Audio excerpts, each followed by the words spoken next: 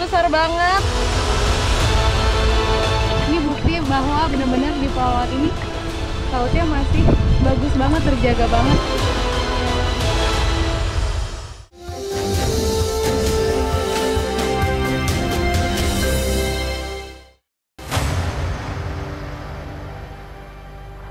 Sebagai negara maritim yang terdiri atas gugusan kepulauan, Indonesia tentu memiliki batas negara yang merupakan wilayah laut.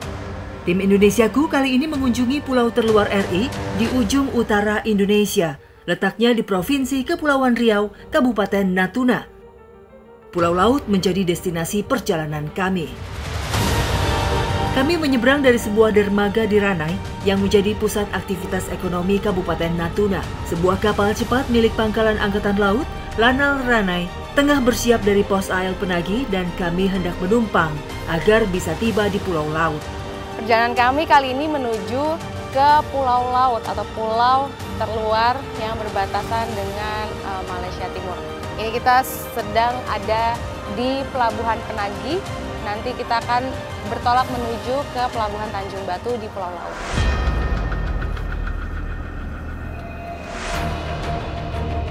Tak hanya dengan Malaysia Timur, teritorial laut di Pulau Laut juga berbatasan dengan wilayah Vietnam, Filipina, dan Hong Kong.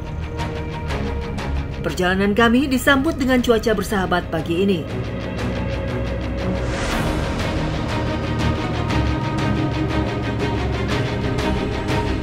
Saya bersama 3 personel Lanal Ranai, yang salah satunya merupakan Komandan Pos AL Pulau Laut.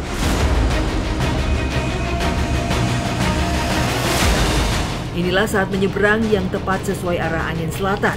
Ketika mendekati akhir tahun atau musim angin utara, menjadi musim-musim cuaca ekstrim, sehingga jarang sekali ada yang berani melintas dari Ranai ke Pulau Laut.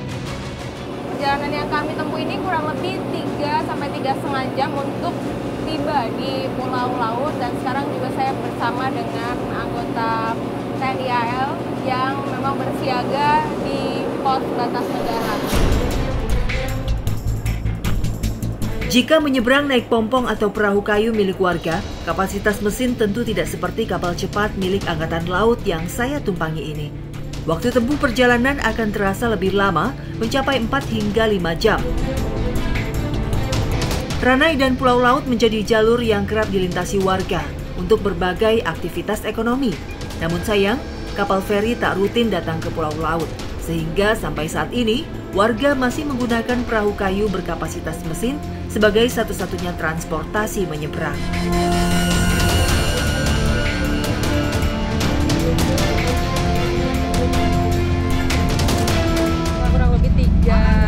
Jam perjalanan tadi dari Ranai, akhirnya sampai di pulau terluar di Indonesia.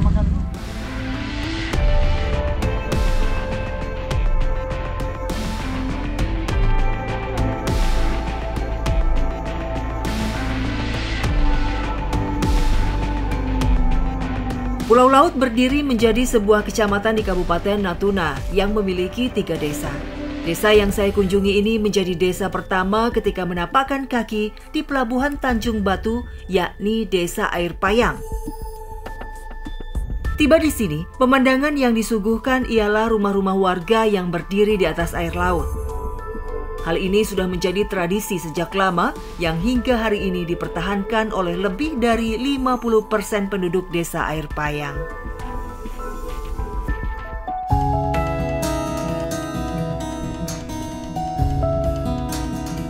Sebagai daerah pesisir, warga Pulau Laut konsisten menjaga keasrian laut karena merupakan sumber penghasilan mereka. Lebih dari 70% warga Desa Air Payang merupakan nelayan yang kesehariannya mencari hasil laut. Terdapat ragam cara menangkap ikan di sini, salah satunya dengan membuat jaring perangkap atau belat.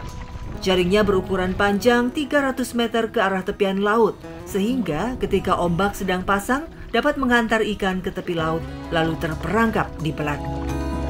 Kalau sore hari ini air laut memang surut, jadi kita bisa berjalan di sini. Sekarang kami ingin menuju ke belat atau jaring yang dipasang di tepi pantai.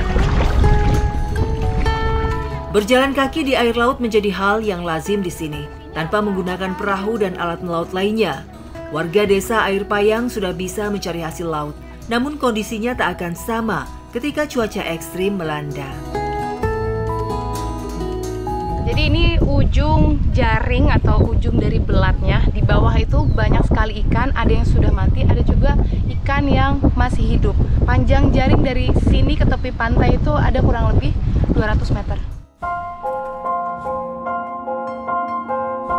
Bentuk belat ini mengerucut di bagian ujungnya, sehingga hewan laut yang terperangkap mudah diambil.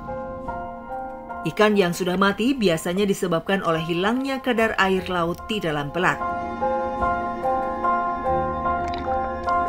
Aktivitas mengambil ikan ke belat dilakukan setiap harinya, jadi ikan yang diambil masih segar.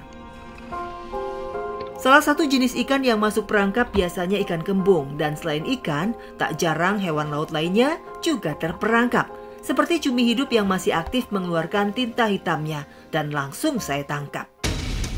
Nah ini ada cumi ternyata yang masih hidup mengeluarkan tinta hitamnya, Pak. Saya pinjam jaring, Pak. Kita tangkap ya. Ini, mana, Pak? Ini. Ini kaget. Cumi besar seperti ini kerap terperangkap di dalam belat. Tinta hitam yang dikeluarkan bukanlah zat beracun, sehingga aman ketika memegang tubuh cumi memakai tangan. Wah, licin. Ini dapat cuminya besar banget. Dan ini di tepian laut, artinya ini ekosistemnya masih bagus banget. Kita dapat hewan laut kayak gini, langsung mau dikumpulin dulu ya Pak ya. Nanti kita olah cuminya.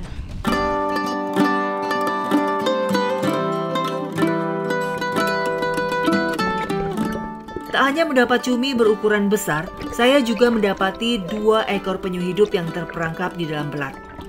Penyu biasa ditemukan di laut beriklim tropis dengan suhu sedang, yang biasanya bersembunyi di terumbu karang.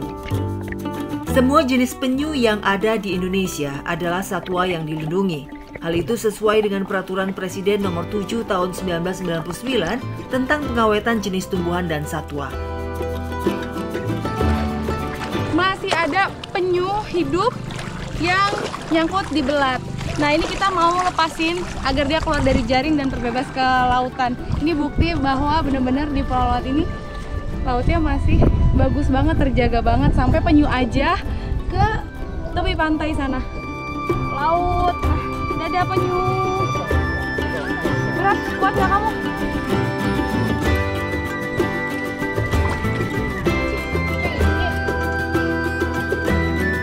Sebelum hari semakin sore, kami memutuskan kembali ke rumah membawa hasil tangkapan hari ini. Biasanya kalau hasilnya melimpah, Harmi dan keluarganya menyisihkan sebagian untuk dijual. Namun karena jumlahnya terbatas, maka hasil tangkapan di jaring menjadi menu makan malam hari ini. Dapat ikan, tadi dapat cumi, sekarang terakhir mau pulang dapat kerang. Jadi lengkap sudah semua. Ini kami mau mengolahnya ya Bu ya, langsung ya, segar, masih dari laut langsung.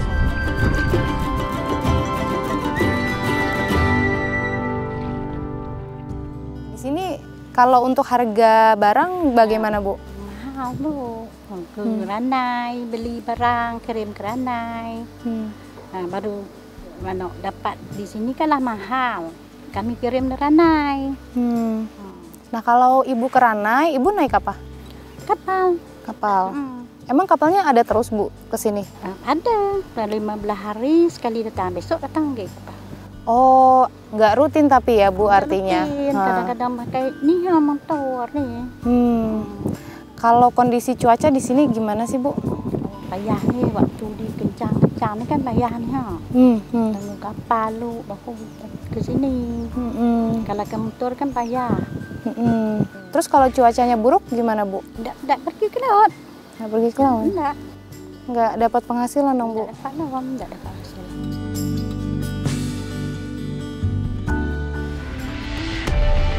Sungguh miris melihat kekayaan hasil laut yang tidak bisa dioptimalkan karena faktor cuaca yang tidak menentu. Tangkapan nelayan dari pulau laut tak bisa langsung dijual ke Ranai karena minimnya transportasi penyeberangan. Hasil tangkapan langsung diolah dengan cara dibakar di atas tungku sederhana.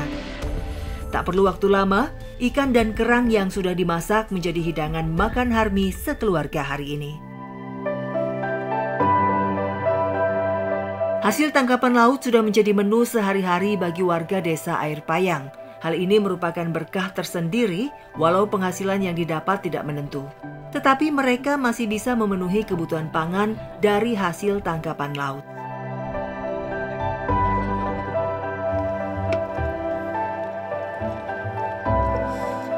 Ikan laut sama kerangnya ini masih segar banget untuk makan sore sekaligus makan malam kita hari ini. Jadi memang warga sini semua sumbernya itu dari laut untuk dikonsumsi dan jadi sumber penghasilan juga. Enak banget Ibu, ini kerangnya. Enak makan. Tak hanya di desa Air Payang, wilayah desa lainnya di Pulau Laut yakni desa Tanjung Pala juga memiliki cara yang mirip untuk mencari hasil laut. Bedanya, di sini tak menggunakan jaring. Nah sekarang saya bersama keluarga Pak Baharudin ini sudah berada di air karena lagi surut, jadi kita bisa turun langsung untuk mencari kepiting.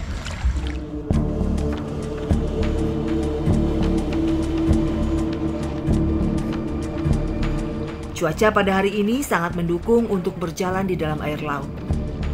Kami berjalan ke arah timur untuk menilik keberadaan kepiting yang hendak dicari.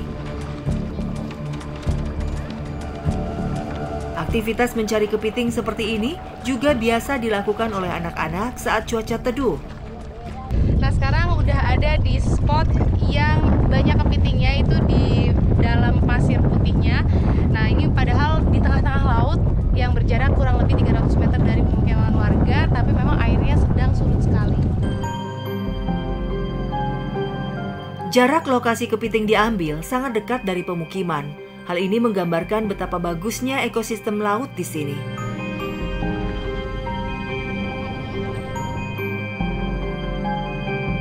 Mawarna menjadi salah satu dari rata-rata warga Tanjung Pala yang menggantungkan sumber penghasilannya dari laut. Wah, saya dapat yang ukurannya lumayan besar. Jadi ini memang cara memegangnya juga hati-hati supaya nggak dicapit karena tajam. Pak, ini boleh tolong diikat, Pak?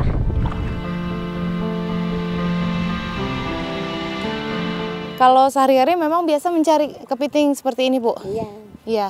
Kalau mencari gini biasanya dapat berapa? 1 kilo. Dan kadang-kadang banyak juga sampai 2 kilo. Sampai 2 kilo Iya. sekali mencari? Iya. Oh gitu, berarti di sini masih bagus banget ekosistem lautnya ya Bu ya? Bagus. Di dekat-dekat sini tuh banyak kepiting? Ya. Oh gitu. Nah itu biasanya kalau sudah dapat lalu diapakan Bu? Dijual. Dijual? Dijual keliling rumah. Oh ke tetangga-tetangga Ya, warga sekitar ya. ya. Ibu jualnya berapa 1 kilonya? 20.000. 20.000? Kadang-kadang banyak 15.000. Tergantung apa ukurannya ya Bu? Kalau kecil murah. Tapi Ibu nggak khawatir atau takut nggak sih kalau ke tengah laut kayak gini? Takut angin kencang itu tak dapat kerja. Gitu. Ya, jadi dapat cari duit. Kendalanya apa Bu selama ini? Cuaca? Ya, cuacanya kencang. Ibu pernah nggak Bu misalnya sampai tergulung ombak atau gimana pas lagi angin kencang? Pernah. Pernah? Iya, sakit kadang.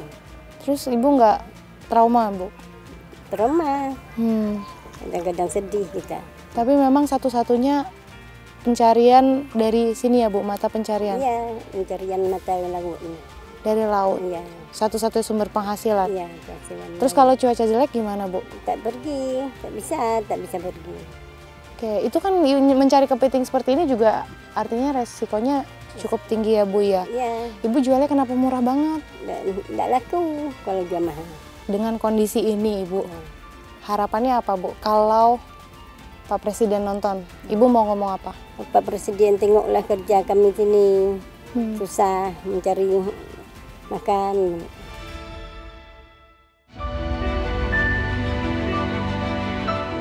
Warga pesisir di pulau terluar Indonesia seolah berjuang sendiri untuk tetap dapat bertahan hidup. Hingga hari ini mereka belum sekalipun mendapatkan bantuan dan terguncang oleh kondisi tak menentunya cuaca, yang tentu saja berpengaruh terhadap pendapatan mereka. Kepiting yang didapat hari ini hasilnya hendak dijual ke warga sekitar dengan cara berkeliling kampung. Meski hanya menghasilkan 2 plastik, tetapi Mawarna tetap penuh semangat mengoptimalkan hasil tangkapannya. Sekarang kepitingnya kita lagi kemas ke dalam plastik seperti ini. Nanti kita jualnya sekitar 1 kilo yang harganya berapa Bu? 20.000. 20.000.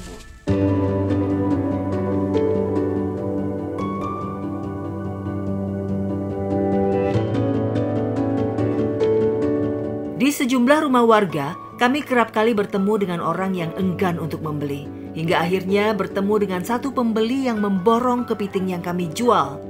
Daya beli warga Tanjung Pala memang sangat rendah, mengingat sulitnya mendapat penghasilan tetap. 2 plastik kepiting terjual dengan harga Rp40.000. Hasil tersebut sangat disyukuri oleh Mawarna untuk dirinya bertahan hidup sehari-hari. Nah, akhirnya kepiting yang tadi dicari langsung terjual semuanya dengan harga Rp20.000 1 kilo. Dan uang yang didapat ini memang untuk bertahan hidup sehari-hari aja. Ibu, alhamdulillah Ibu, laku.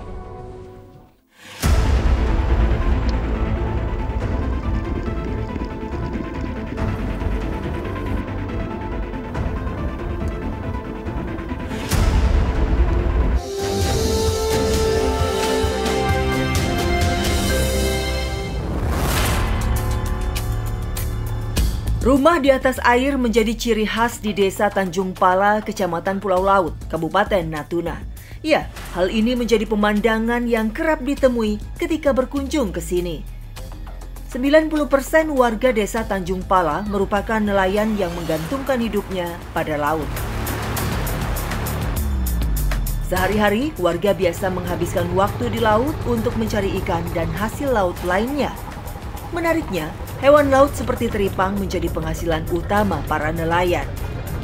Nah, sekarang kami sudah di pompong atau di atas perahu kayu.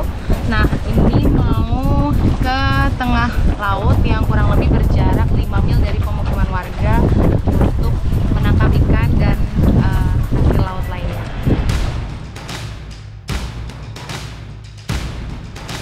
Teripang merupakan jenis ulat laut yang hidup di lumpuran pasir dan lingkungan terumbu. Sulit untuk mendapati teripang jika kondisi air laut sudah tercemar.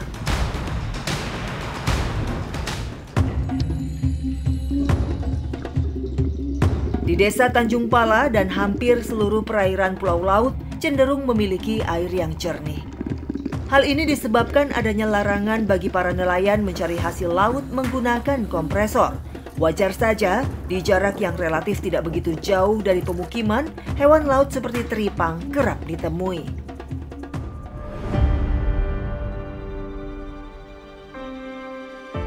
Kapal kecil tengah dipersiapkan untuk para nelayan turun ke air mencari hewan laut. Kapal ini hanya sebagai tumpuan ketika hendak menyelam ke bawah air dan wadah untuk mengumpulkan hasil tangkapan. Untuk mencari hasil laut, warga Tanjung Pala biasa menyelam menggunakan alat sederhana. Mereka sudah sejak kecil melakukan pekerjaan seperti ini, sehingga tahu waktu yang tepat untuk menyelam di tengah derasnya ombak.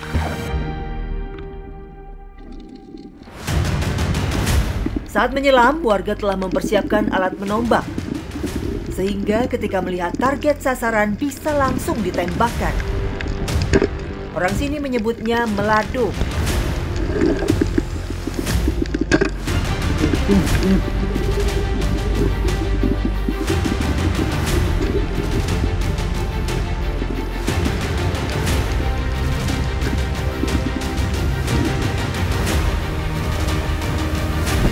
Nah, 2 sekoci atau orang sini sebutnya kole-kole sudah turun ke laut.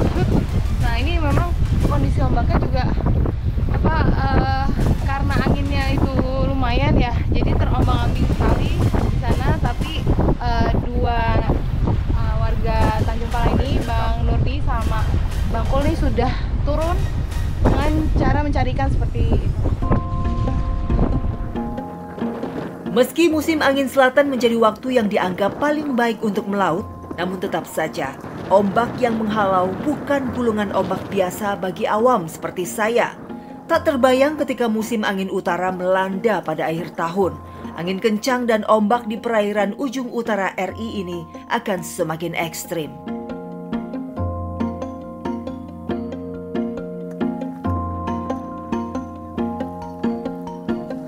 Usai menghabiskan waktu kurang lebih 6 jam di tengah laut yang berbatasan dengan perairan Vietnam ini, warga Tanjung Pala berhasil mengumpulkan sejumlah tangkapan hewan laut, salah satunya teripang.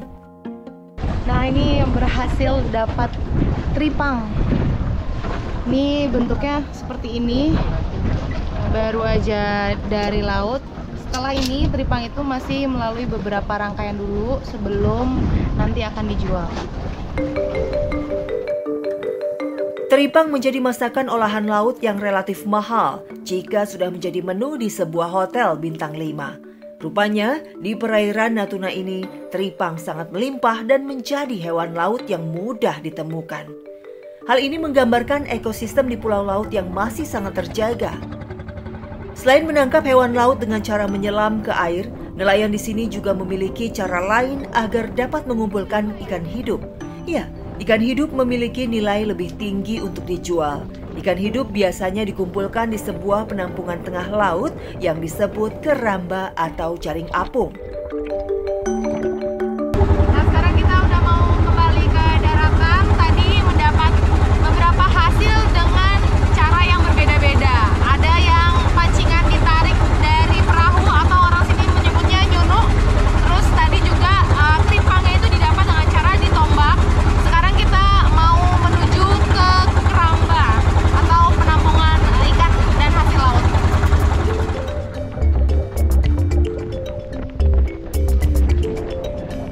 Tiba di keramba, ikan hidup langsung ditimbang. Ikan yang didapat Pak Manyu merupakan jenis ikan sono dengan corak tutul yang unik. Hari ini Pak Manyu mendapat Rp130.000 dari perolehan ikan sono miliknya. Sementara penampung keramba ikan ini tak rutin mendistribusikan ikan hidup. Hal ini disebabkan kondisi cuaca yang tidak menentu dan minimnya transportasi. Biasanya pengiriman ikan hidup dilakukan melalui laut menuju ke Ranai, yang menjadi pusat aktivitas ekonomi di Kabupaten Natuna hingga menyeberang keluar provinsi. Hal ini hanya dilakukan 1 kali dalam sebulan, jika kondisi cuaca mendukung. Tiba di daratan, kami pun langsung membawa hasil tangkapan teripang untuk diolah sebelum hendak dijual. Teripang segar dari laut terlebih dulu dicuci dan dibakar untuk menghilangkan aroma amisnya. Ketika dipanggang, ukuran teripang akan menciut dari ukuran aslinya. Tidak ada pilihan. Teripang yang hendak dijual merupakan teripang kering yang sudah tidak memiliki kadar air. Nah, kalau biasanya nyari, dapatnya tuh berapa banyak? Tergantung cuaca. Oh, berapa lama kalau ada bisa di tengah laut gitu? Bisa 4 jam. 3 jam. Ada cerita apa sih kalau lagi musim-musim angin utara ya? Kalau angin utara itu sangat kencang kalau di sini. Kalau angin utara itu kemarin ada yang sampai meninggal gitu. Sampai meninggal? Ya. Karena pergi cari teripang gini atau? Cari teripang. Oh iya? Ya. Karena apa itu bisa sampai kayak gitu tuh? Kenapa gitu? Karena ombaknya kuat. Mencengangkan, meninggal dunia saat pergi melaut. Itulah hal yang pernah dialami salah satu warga desa Tanjung Pala karena sangat bergantung pada hasil laut. Kapal skoci atau kole tergulung ombak saat musim angin kencang, namun tidak ada pilihan bagi mereka.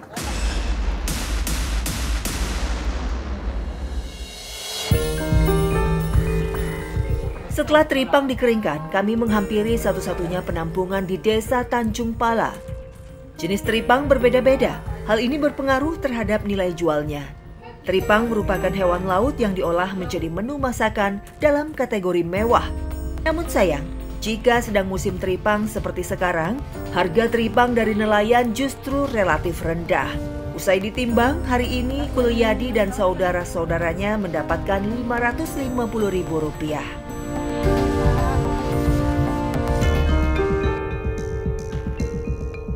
miris. Hal ini sangat kontradiktif dengan harga teripang saat menjadi menu masakan di restoran kota-kota besar yang bisa mencapai jutaan rupiah untuk 1 ekor teripang.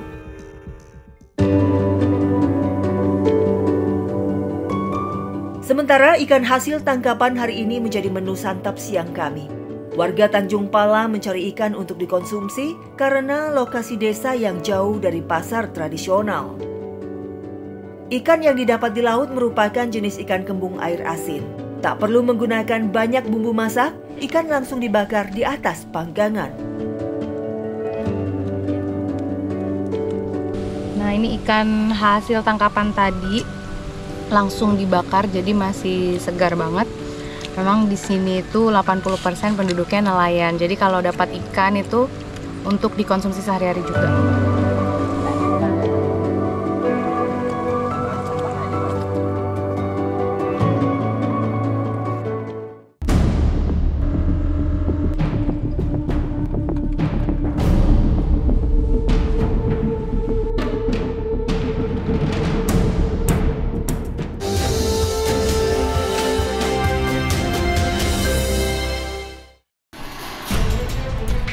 Jika melihat dari peta sebaran pulau laut, terdapat sebuah pulau di ujung utara yang daratannya dipisahkan oleh Selat Sekatong dan berjarak sekitar 40 meter saja.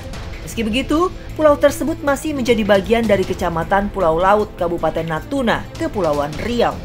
Iya, pulau ini menjadi pulau paling terluar di bagian utara Indonesia. Pulau Sekatung menjadi pulau tanpa penduduk dan hanya dihuni oleh Korps Marinir TNI Angkatan Laut yang bersiaga. Sekarang kami mau menyeberang ke Pulau Sekatung. Jadi pulau tersebut ditempati oleh marinir yang bersiaga menjaga perbatasan negara.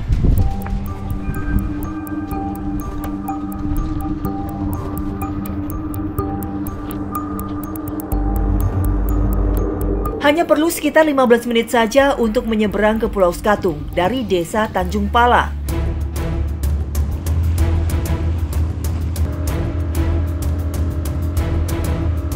Saat tiba di Sekatung, saya disambut oleh Letdamar Ruslan Abdul Goni selaku Komandan Satgas Pengamanan Pulau Terluar RI Pulau Sekatung 2023. Satuan tugas ini baru menetap di Pulau Sekatung pada Juni lalu, yang hendak ditugaskan selama setahun ke depan. Meski baru menetap sekitar 2 bulan di sini, para anggota harus sigap beradaptasi. Untuk lebih mengenal wilayah, mereka rutin berpatroli. Nah, ini sekarang pasukan marinir sudah bersiap untuk patroli di Pulau Sekatung.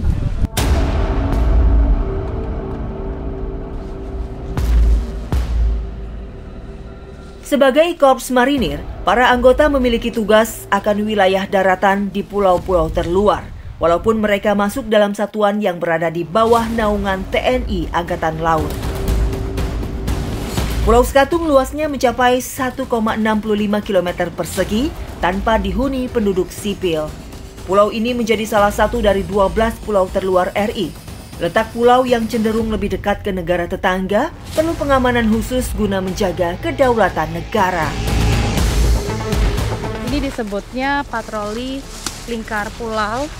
Jadi memang untuk menjaga juga, mengingat ini pulau terluar, jadi hanya ada pasukan marinir aja. Jadi memantau apakah ada kegiatan lain di luar itu atau tidak. Berdasarkan kondisi fisik, Pulau Sekatung berbentuk bukit dengan ketinggian sekitar 5-6 meter. Lereng di sebelah utaranya agak curam, sementara sisi selatan bergelombang. Pulau Sekatung bersinggungan dengan perairan Laut Vietnam, Malaysia Timur, hingga Filipina. Patroli lingkar pulau ini bergerak menuju monumen tokoh masyarakat Natuna, Datuk Kaya Muhammad Dun, yang dibangun sejak 2010 dan diresmikan oleh Panglima TNI kala itu.